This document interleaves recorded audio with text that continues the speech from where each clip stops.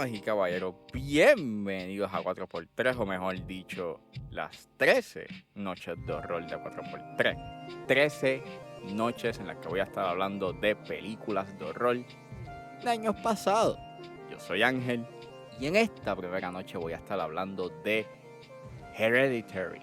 Hereditary la pueden encontrar en HBO Max, así que si es hora de regresar al pasado y recordar, es porque 4x3 acaba de comenzar.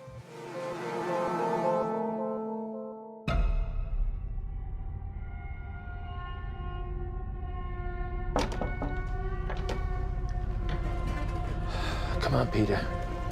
It's your suit.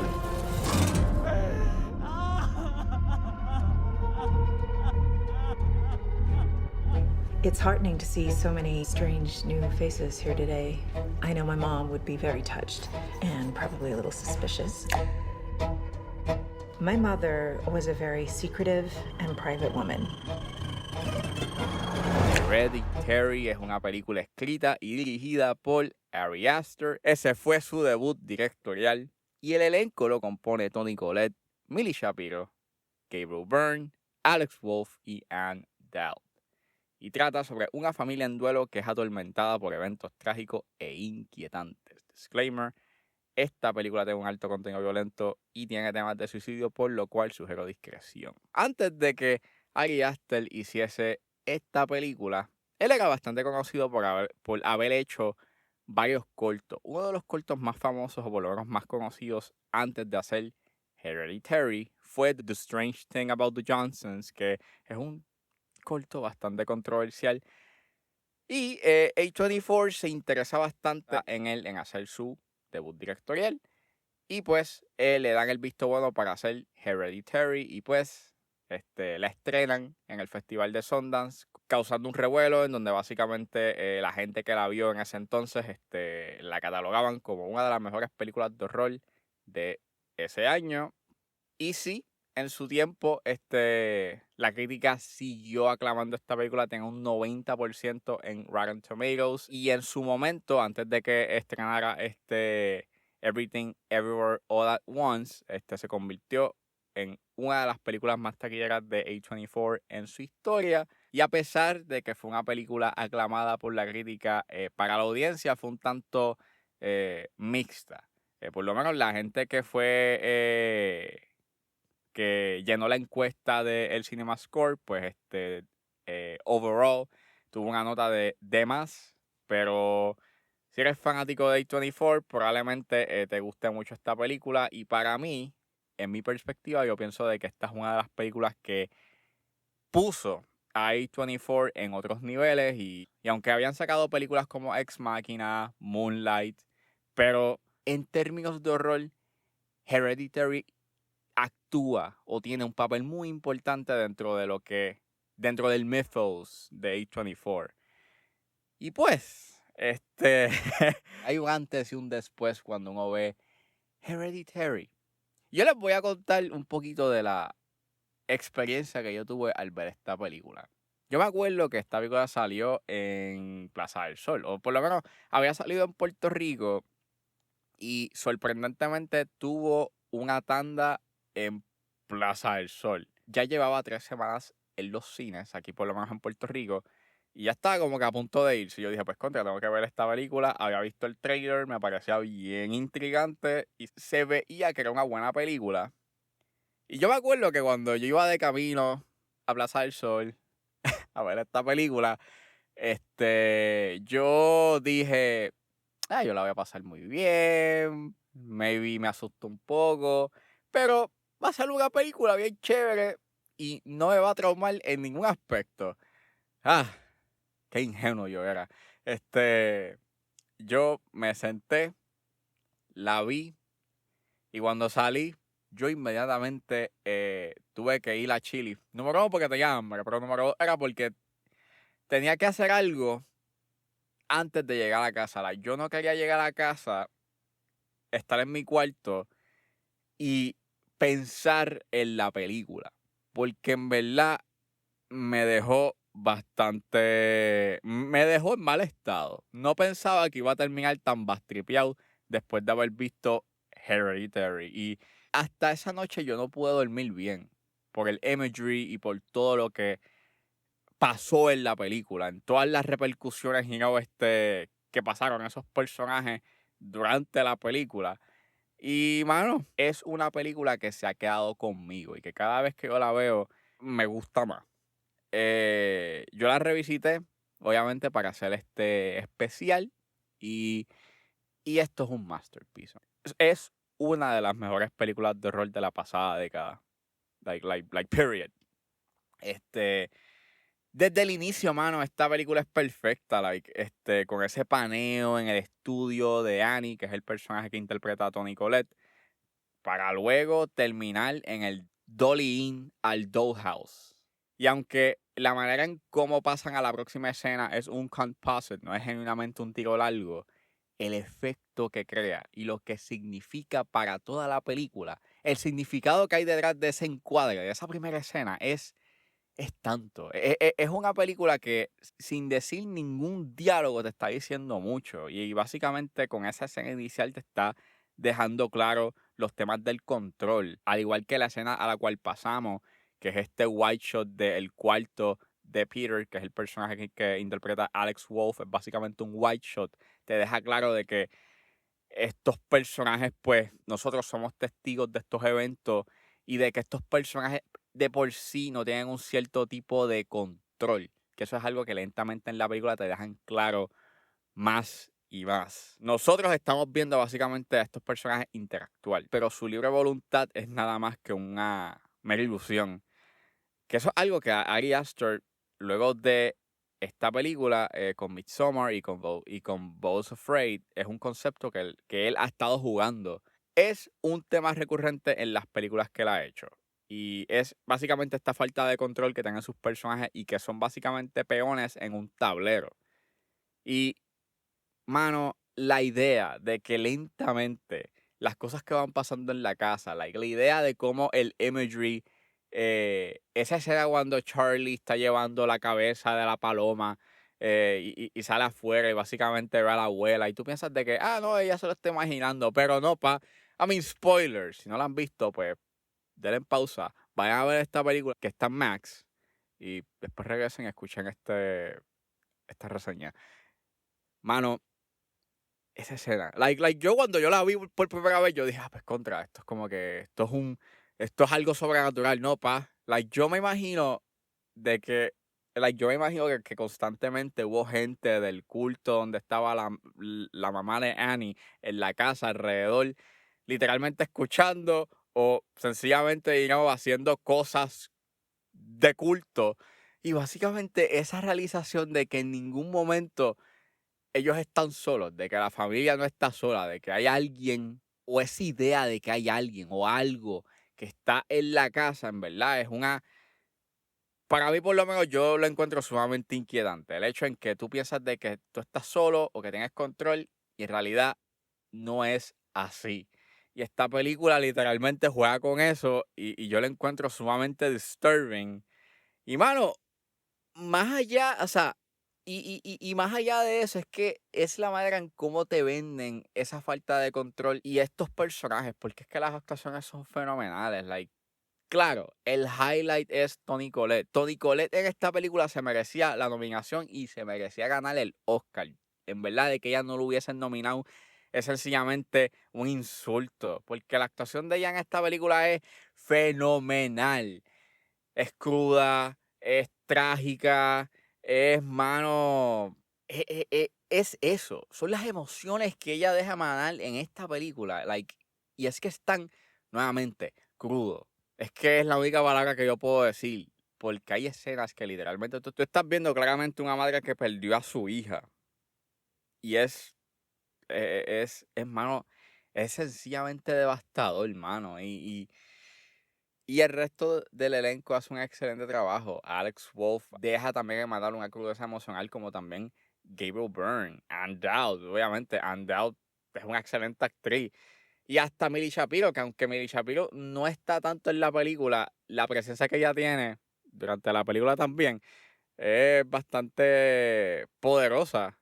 Me encantaría verla más en otros papeles, porque en verdad actúa fenomenal. Y más allá de que es un filme de horror, yo la veo más como un drama familiar. Es básicamente una familia, claramente esta familia tiene unos traumas del pasado que ellos no han podido sanar. Y entonces, junto con la falta de comunicación y transparencia, afecta más esos lazos. Y desde que yo la vi por primera vez, es algo que me impresionó mucho. El hecho en que estos personajes no son honestos consigo, o sea, no son honestos consigo mismos. Like esa escena cuando cada vez que Annie dice que iba para el cine, pero en realidad iba para un grupo de apoyo. El hecho en que Steven, el personaje que hace Gabriel Byrne, no le dice la verdad de lo que pasó con la tumba de la mamá de Annie. El hecho en que obviamente Peter no dice verdaderamente para dónde va. Y el hecho en que Charlie tampoco, o sea, hasta Charlie tampoco es honesta, porque obviamente tiene una cabeza de paloma que ella cortó. O sea, todo el mundo tiene alguna agenda escondida o tiene algo que no lo dicen del todo. Son personajes que no dicen la verdad y, mano, me choca. Cada vez que la veo, en verdad es algo que a mí me choca bastante. Y como estos personajes, luego de la pérdida de Charlie, no pueden lidiar con sus emociones y están como que de una forma u otra reprimiendo un tanto el duelo, no logran como que manifestar del todo, esas emociones porque pues, debido a lo que pasó y de la forma en cómo pasó, pues en verdad es trágico. Y si vamos a hablar del horror de esta película, pues hermano, es fenomenal, es carente de jumpscares, todo está en las imágenes espeluznantes que se dan en esta película. O en las secuencias de horror y la forma en cómo juega con la tensión y cómo estira lentamente esa tensión hasta llegar a un clímax fenomenal. Como también juega con los sonidos. Al igual que hay mucho delay. Viéndola en esta ocasión, hay mucho delay con respecto a cuándo es que sucede, una secuencia de horror. Que la recompensa está en la reacción que generan los personajes, como por ejemplo la escena del seance con John o esa escena cuando Annie está en la pared.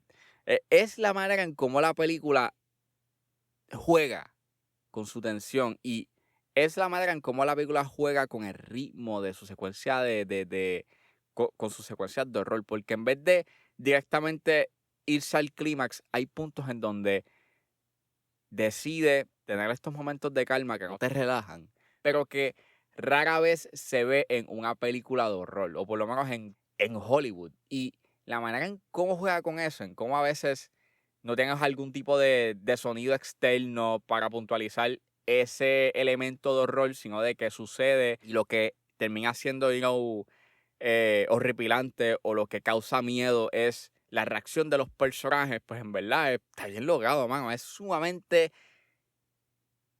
brillante. Honestamente es brillante.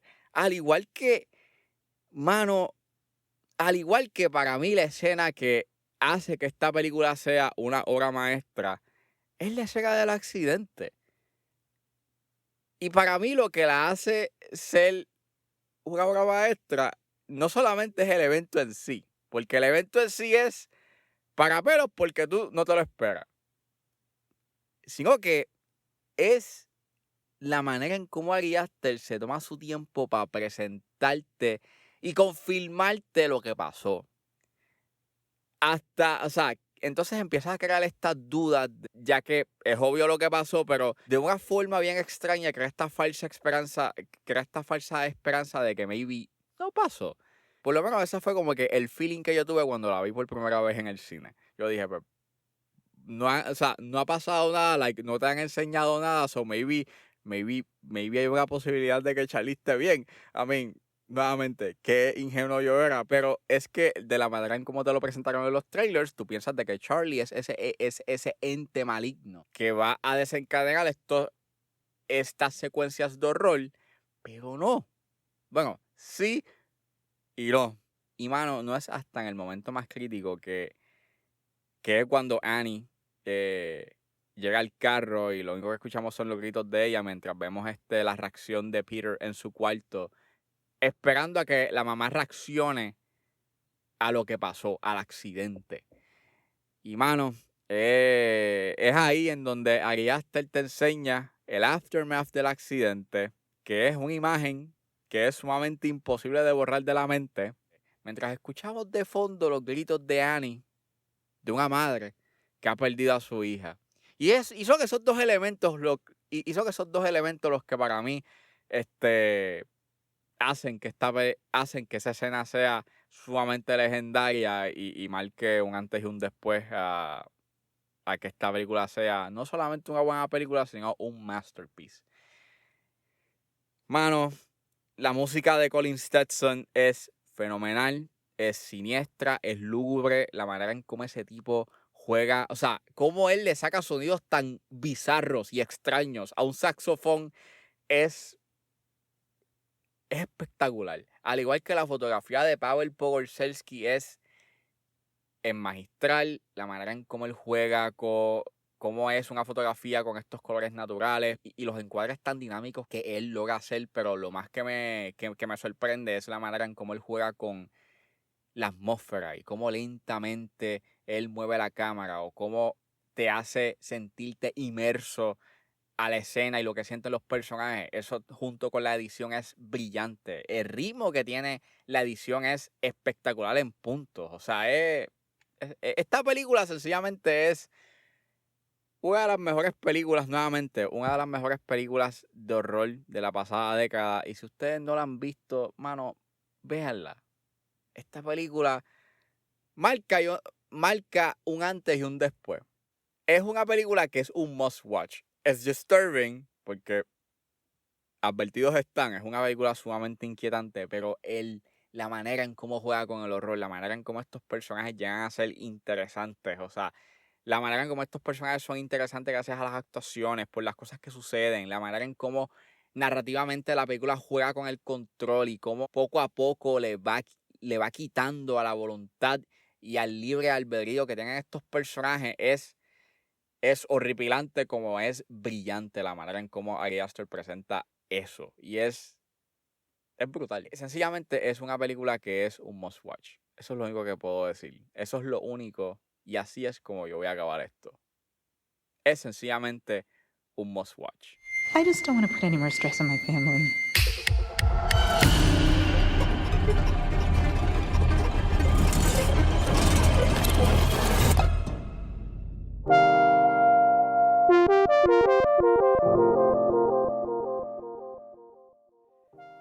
Bueno, esto fue todo en este episodio de A4x3. Espero que les haya gustado. Suscríbanse a mis redes sociales. Estoy en Facebook, Twitter e Instagram, juanles.pr.